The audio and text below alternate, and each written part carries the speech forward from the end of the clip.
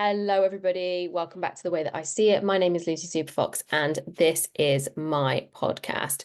So I haven't got my mic today. It is glitching, so I hope the sound is okay for you guys. Definitely thinking of getting a new fancy mic, one of these things that, swings from the roundabout and, you hang over your head and you put your headphones on. But the truth is, guys, I never made my podcast to be this fancy thing that looks good on Instagram. I made a podcast because I had a lot to say. And I made a podcast because I felt like I said things differently and I shared things differently. And that's always been my vision and my mission. And so, I empower you. If there's something that's on your heart, there's something that you want to say, something that you've got to share, that's where social media can be one of the most powerful tools for that. So today's episode is a little bit different. I'm going to be talking about a topic that I think is one a lot of us maybe celebrate, maybe in the wrong way. I'm going to be talking a lot about what it means to be an empath, why being empathic is both a superpower and a kryptonite. And I'm also going to share with you some of my thoughts and stories and experiences on those two topics. So let's first dig into emotional independence. So first of all, what is emotional independence? Now, my definitions are my definitions, not dictionary definitions, not medical definitions, but emotional independence to me is where you are self-regulated. You don't need anyone around you to help adjust your mood, set your mood, change your mood. Like, you are independent from people emotionally in that you can self-regulate. That's the way I would describe it. Now, the challenge is that people often take emotional independence to the extremes. And what that means is that they protect themselves in such a bubble, they don't allow themselves to feel anything at all because it doesn't feel safe. Now, the thing is that always happens when we've been in a situation when we were younger, where maybe we weren't given the emotional support that we needed and we had to learn independence. So independence is a learned behavior. It's either modeled from the people around us or it's learned because we didn't get what we needed. And we thought, okay, so I'm not getting what I need here as a young child or whatever it might be. I need to create a different behavior in order to be loved, in order to be seen, in order to be heard. And so, I'm the eldest child. It's very common with an eldest child to have emotional independence. And there was nothing wrong with me being independent and having my own mind and, not needing other people to approve and validate. And in fact, it sounds fucking fantastic, doesn't it? But what ended up happening was that my emotional independence became hyper independence, and it became to the point that I couldn't let anybody in, and that everybody would be kept at arm's length, and people would be kept at arm's length because it wasn't safe to let them get close. And that would include romantic relationships, that would include friendships, that would include people I just would hang out with. Everyone was kept at a distance. People would know what I wanted them to know about me. There would be no vulnerability. There would be no honesty. There would be no, and by that, I don't mean there was lies, but there would be like, I'll tell you about business. I'll tell you about the dogs. I'll talk about funny things. I'll make light and humor of myself, but I'm never going to dig into what's going on in my mind or how low I'm feeling or my limiting beliefs or some of my crazy thoughts. I would never share that with people.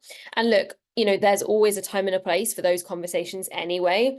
But what can often happen with emotional hyperindependence, when we don't feel like it's safe to be vulnerable and it's not safe to be seen and it's not safe to be our softness, it's not safe to be in our feminine, right? Especially if we're in the business world. What can happen is this state of hyper independence where we have to do everything ourselves, where we're the only one that can do anything. We're the only one that can fix anything. We're the only one that can do the work, clean the house, look after the kids. We're the only one that can do it. And we create that because what it does is allow us to feel safe. It allows us to feel in control. It allows us to feel like we have some sense of normality over life, especially when you throw into the mix, there might be underlying anxiety, there might be underlying emotions, there might be neurodiversity, so a fast running mind. There may be stressful situations in life, and the way that we regulate ourselves around those situations is by being in control and is by being the one that does everything. Now, look, like I said, I'm not sat here saying someone now that I'm totally codependent on someone else, because that's not healthy either. But what I want to share with you is I think that sometimes independence has been heralded and celebrated as this thing to strive for. And although I massively believe that females, and obviously I speak mostly to females in this podcast, so hence females, I do believe that where possible, whether you're a female or a male in romantic relationships, financial independence can be so freeing, because when money doesn't come between your dynamic, you get to be in a dynamic where it's never going to be about anything other than love, right? So I personally highly value my financial independence. But that doesn't mean to the point that we don't have shared investments, we don't have make shared financial commitments. And I've had to really work and learn over the last couple of years to let he's my husband, right? But to let him in, to make finances a joint conversation rather than I'm just going to do it and it's going to be a me thing. And that takes time, and it also takes a willingness to grow and a willingness to let go. But the reason why we don't let go of our hyper independence is because it doesn't feel safe to our nervous system, and because it doesn't feel safe to whatever perception of the world we have created. We will be telling stories that other people don't do it as good as us, that people let us down, that people disappoint us, that people don't do it fast enough, that if we don't keep up with other people, then we'll be left behind. There are likely lots of stories running in the subconscious alongside what is probably likely a very dysregulated nervous system that is keeping you stuck in this state of hyper-independence. Now, look, if you are genuinely happy and loving life in that state, then crack on, have a wonderful time. But I know that I wasn't. I know there was a deep part of me that felt like the world was on my shoulders. And actually, whenever I do any breath work or ever, I always have to breathe out from my shoulders. I have to let my traps go. In Pilates, my traps are always getting super tight and I have to let them go. And I know it's because I'm carrying the weight of stories and beliefs and things from my past still on my shoulders. And my job is to release that in order to allow myself to feel more free. But the likelihood is if you are still telling stories, whether they are intellectual, emotional stories, energetic stories, and these are living out on repeat for you, that's going to also be living out in your life experience. So you're going to be in a situation where you're going to keep creating experiences where you're the only one that can fix it, and you're the only one that can make it happen, and you're the only one that everyone comes to. If that's what's happening, that's going to keep happening, right? If you don't change the narrative both inside your mind and what you're energetically available for. So when we find ourselves in this situation, it's worth really sitting down and recognizing that there's nothing wrong with you. You're not broken. It's not your fault. But if you want it to change, then you're the only one that can change it.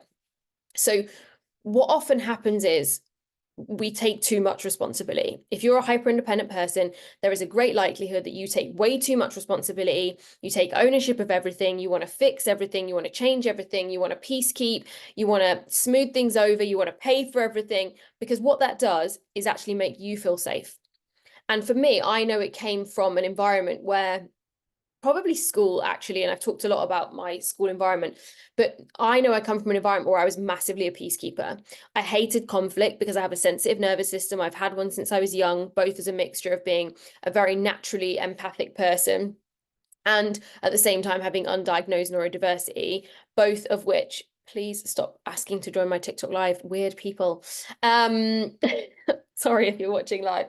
So basically I've been a sensitive person my whole life, both a combination of neurodiversity from a young age, undiagnosed, and being a very empathic soul, definitely an old soul here I say young, 36, in a young person's body. But what that meant as a child was that conflict and stress and frustration and that feeling of not obviously feeling emotionally safe was much more severe for me. So something as simple as maybe raised voices might have sent my nervous system into a spiral and a panic, whereas the next child maybe wouldn't even notice. But because I had that sensitivity, it's meant that I became a peacekeeper.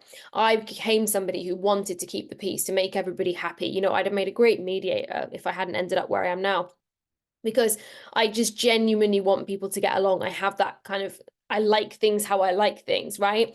And I also just like them to be calm and safe, because when they're calm and safe, then I'm calm and safe. So this is where often we create this emotional hyperindependence from, because it comes from actually a deep need to control.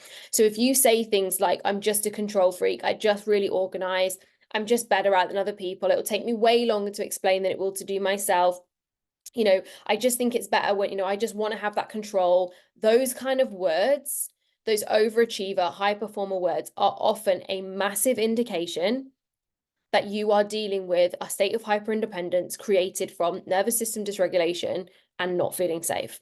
Not feeling safe to rely on other people, not feeling safe to be in conflict-based environments and know how to handle it or self-regulate. And so the answer here is, when you're in this state, is you've got to bring regulation to your nervous system, because you are using outside forces. So you're using the anxiety of managing a workload. You're using the get the house clean. You're using controlling or manipulating other people's behaviors, or whatever word you want to use, to manage your state, rather than managing your state internally and then making decisions out of a choice, or from being a friend, or from actually because you're the one that has the money, right? And I think this is what people underestimate, is we attach logical answers to why we're hyper independent or why we're really controlling. But actually the reason that we have the logical answers is we created it from the hyper independence and from the controlling nature, which all in all is really just us trying to keep ourselves safe, safe from being vulnerable, safe from being disappointed, safe from other people's opinions, rejections, whatever your current fear is. And that's where that independence comes from. And it, for me, for a long time, I think my emotional independence, I needed to be the best at stuff. I needed to be the one that was like the one that was smashing it, the one that was on top. Because if you were on top, and if you were the best, and if you were smart, and if you were clever, and if you were wealthy, and if you were successful, then you were safe, right? You were safe because you received recognition. You didn't have to look at core wounds. You felt good about yourself, and people saw you and heard you and recognized you and like, wow, she's doing amazing. And that gave you purpose and it gave you status, right? It gave me that. And then what happened was I realized that it was all bollocks and that none of that meant anything, that there was no real meaning to a lot of areas in my life. They had become chasing one thing to the next accomplishment to next accomplishment. I was stuck in overachiever, high performer. I was stuck in fully with my foot on the brake and the accelerator at the same time in my nervous system. And I was just deeply unhappy, to the point that I moved into numbness for a long time and I just felt nothing. And then from that numbness, I was then able to find joy in the small things when I released my need to be this hyper independent, high performer, high controller, because I allowed myself to feel safe in environments that I wasn't controlling. And that came from doing the work to not only heal my past and reprogram my mind, but do the work to regulate my nervous system. Because when I felt calm and safe, the world around me, no matter what was happening, I still felt calm and safe. I didn't have to manipulate the world around me in order to feel calm and safe. And so if right now you are someone that is battling hyper independence, you feel like you're not really letting people in, you're struggling to make friends, maybe you don't feel like, you always feel like the outsider. That was something that I definitely felt. Maybe there's always a question about whether or not, your relationship will last, or whether your friendships will last, or whether, you'll just have to move on and you'll be the fine one. And, guys, I remember once breaking up with an ex-partner, and I just remember saying to myself and the dog at the time, whatever happens, we'll be fine. And as much as that sounds awesome and empowering and like really strong, actually, when I look back, that was a coping mechanism. I was like, I stood my ground and I was like, we will be fine. But that kind of has built these knives, this like aggressive personality inside that has to protect me at all costs, because I didn't feel like anybody else could. And actually, that kind of mindset, that kind of energy really holds you back from having those deep, trusting, intimate conversations, both with friends, with family, in romance. And it's really only been the last 2 years that my relationship with my husband has truly fully blossomed, as I've been able to be truly vulnerable with him, and as I've been able to share like what I think about myself and what I felt about myself, at the times when I was ready to process it. And it shocked him, to say the least, to not know underneath that I felt that way. I think it broke his heart a little bit. But that's because I never let him in. I never let him know that stuff, because I had to be this strong, hyper independent, powerful woman that had her shit together. And as it all started to fall apart, when my nervous system capacity just could not hold me there any longer, and this is what I'm saying, is if you haven't reached the point where your nervous system just says, fuck this, I can't do it anymore, it's coming. It's coming. Now, whether it will come for you like it did for me in my early 30s, whether it will come for you during perimenopause, whether it will come for you when your kids leave home, but it is fucking coming. And so your job, if you are listening to this and it is resonating on any level, is to go now and look at, why am I emotionally so hyper independent? Why don't I let people in? Why can't I trust people to do other things? And like I said, your brain will look to find you logical answers. It will find you so much evidence about why people are less capable than you, less organized than you, less whatever than you. And they are all factually true. They have been real experiences. But if you want that to change, you are going to have to change your expectation and what you're available for. And that isn't going to change by accident. It's going to change by intention. And that first intention is being willing to look at all the ways we need to let go of our past, the ways we need to bring safety to our nervous system, and the ways that we need to reprogram our inner mind and our subconscious, so that we can move out of hyper independence and into healthy interdependence. So interdependence, what that means is where we have our independent selves, but we coexist and we work together, whether that's in a working environment, a personal environment, friendship, relationships. And interdependence is the ideal goal in life, because in that situation, I had this great analogy about emotional bank accounts. I can't remember the name of the author. It will come to me. But the concept of emotional bank accounts is that it's not about give and take. It's about give, give, give, so that there is enough in the emotional bank account with someone else, and you are giving to yourself, there's enough in your savings account emotionally, that when you need to take, whether that's at the same time, whether it's you pulling one way, the other pulling the other person, the other person pulling the other way, that there is stuff in there. But what often happens is people are taking, and they're not depositing.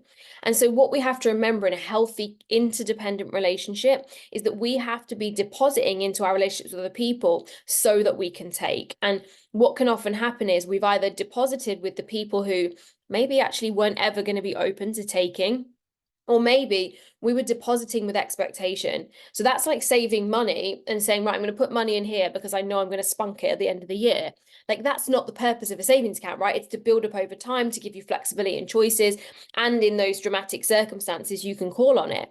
That is the same with a friendship and emotional bank account. It's not a planned, right, when I'm having this argument, I'm going to call this person. And it's when when shit hits the fan, I know that those people are going to be there for me because I have invested the time in building this relationship in such a strong and healthy way that I don't expect anything from them, but I know because I've genuinely invested and they've genuinely invested in this relationship that it's going to be there.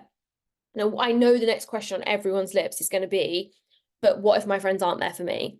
And I had a coaching call with a client last night, and she's actually one of my American clients, so I love talking to her because I don't get to hear the American accent enough. I just love working with Americans. And, might end up there one day. We'll see. But I was talking to one of my American clients last night, and she was saying how she doesn't ever, someone was asking her something about, well, why don't you invite your friends or something like that? And she was like, the more I thought about it, the more I realized I don't know if I actually have any friends. And I was like, okay. And I let her talk and obviously share what she was feeling. And I just said to her, I was like, I used to feel that way. And I said to her, and I don't actually think many of my close friends listen to my podcast, probably because it'd be too weird for them. But last year at my hen do, so hen do is a bachelorette, if you're American watching this, my bachelorette party, there were like 20 of us, and I burst into tears in the evening, and everyone was like, why on earth are you crying? And I was like, I can't believe all these people came for me. And one of the reasons that I have not had a birthday party since I was 21 years old is because I genuinely did not believe that anybody would come. And that might blow some people's mind. They'll be like, what on earth are you talking about? Like, everyone loves you. You're popular, you're this, you're a great speaker, you've got loads of clients, you help all these people. And I'm like, yes, but that comes from my belief in my skills about my job as a coach, and my belief in my ability to lead a team, and my ability to, in my charity work, to manage budgets and run projects. None of that is to do with my worth as a person. And so for a long time, it didn't feel safe for me to have friends. It didn't feel safe for me to be vulnerable. I never felt like those friends were genuinely invested in me as a person. That was my belief, not theirs. And it took a really, really long time for me to let people in. And like I was saying to my client last night, it's only really been in the last 2 years since I've done the work to regulate my nervous system that friendship feels safe to me. That having friends in different areas of life that have nothing to do with my business, they don't know who I am, they don't care what I do for work, that actually it's a mission right now to make lots of beautiful friends and people in different areas and stages of my life. But the reason I tell you that is that most people would never believe that. They were like, you've got loads of friends. I'm like, no, I've got lots of people that know me or think they know me. And it never felt safe to have friends because I was hyper independent. I didn't want to be, from that one time when you're let down as a kid and your friend doesn't show up at McDonald's on a Saturday, or from that time that everyone got invited to the party that you didn't. Someone with a sensitive nervous system who is already the peacekeeper, who is already having to self-regulate at a young age, does not have the emotional capacity to discern the fact it could be an accident, it could be a mistake. They make it mean something about themselves. And that's exactly what I've done my whole life. And so for a long time, I just thought that if I'm the best, then everybody will want to know me. And if I'm the most successful, then everybody will want to know me. And if I'm the most creative or the wealthiest, then I'll always have choice. I'll always be the person who, can go out and do the things. And actually all I was actually doing was isolating myself from building deep and honest and meaningful relationships, because it didn't feel safe to have friends. Because friends for me meant if I was vulnerable and they knew something about me, and then, they told somebody, that wasn't safe anymore. And for me, that isn't safe. So I actually remember when I left my ex-husband, lots of people that I would have considered friends turned their back on me. There were some that didn't, and for that, I'll be forever grateful, and they know who they are. And what happened when that all happened was horrible and messy and heartbreaking for a lot of people. But to aggressively turn your back on me and send me horrible hate messages when we've been friends for years without asking me what happened, that for me was just another nail in the I can't trust people, I can't have friends coffin. And so it then took me another 4 years after that to reach the point where it's felt safe to build genuine relationships and friendships with people. And that's because now I'm not regulated by my outside environment. I don't let my outside environment dictate my state. I dictate my state by my internal environment, because I have done the work to release the trauma from my body. And again, it's always an ongoing journey, but to regulate my nervous system and to reprogram the stories of my mind so I don't make it mean anything. So my strong advice to you is this, is if you are somebody right now that's battling emotional hyperindependence, if you are someone right now that's like, God, I have to do everything myself, take it all on, you're the control freak, then this podcast is for you. I want you to know that it doesn't have to be this way. That sense of isolation that you feel, that sense of not good enough, that sense of low self-worth that is absolutely being masked by your high performer, overachiever self, I promise you, beyond the other side of that is the real you, is the authentic you, is the heartfelt you, is the beautiful heart-centered child that genuinely just wanted to keep the peace, who had to turn into this like machine in order to get to where she wanted to get to be seen, to be heard, to be recognized, to be validated, to be loved. And I just want you to know that I've been on that journey and I would never change a thing. So trust me that the journey will be worth it. Trust me that the process you will go on will be worth it. And know that when you come through the other side, the depth of the relationship, the beauty of the conversation, the level of the experience will be worth it. And just know that if you're on this journey, I hear you, I see you, I know where you're at, and I know that it's tough.